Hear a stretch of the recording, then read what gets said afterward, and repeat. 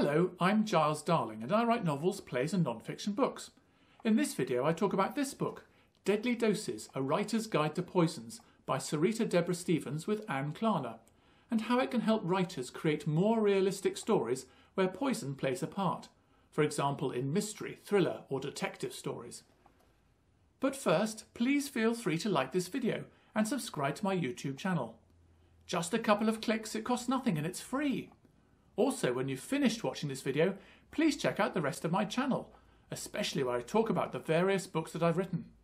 I hope my channel encourages you to buy my books, available on Amazon, see the link below, and to read them if you haven't already done so. What's more, every so often the ebook versions can be downloaded for free. Now let's get back to the video. The book, Deadly Doses, starts with a brief history of poisoning from the Roman Empire through the Middle Ages to more recent times. This could be useful for writers of historical novels, both for accuracy purposes and for generating story ideas. Next, a series of chapters cover different types of poisons, from classics such as arsenic, household poisons like bleach, poisonous plants such as mushrooms, poisonous animals like snakes and spiders, through to pesticides, industrial poisons and street drugs.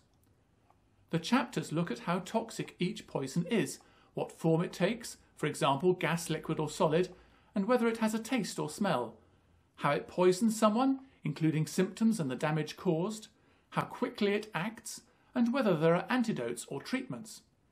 There are also many case studies, sometimes gruesome, of actual poisonings.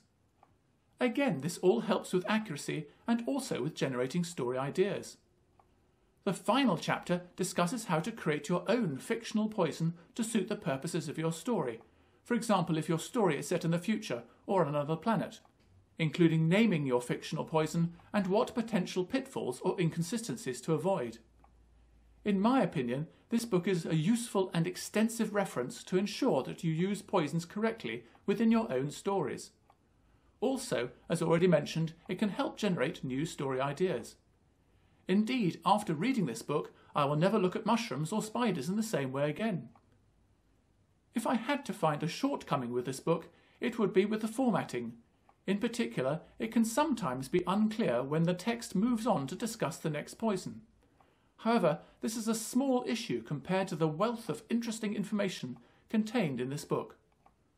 Finally, I'll read an excerpt from the book.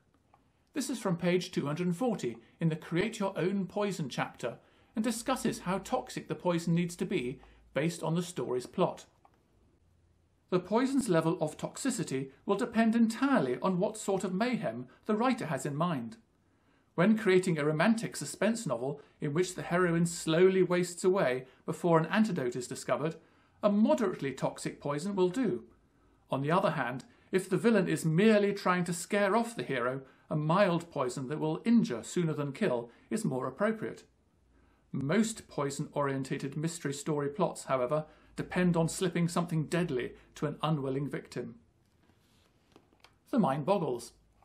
In summary, I think that Deadly Doses, A Writer's Guide to Poisons by Serita Deborah Stevens with Anne Klarner, contains an extensive wealth of information that can help you create more realistic murder, thriller and detective stories. Its contents can also help you generate story ideas. Please feel free to add your own thoughts or experiences of this book in the comments section below.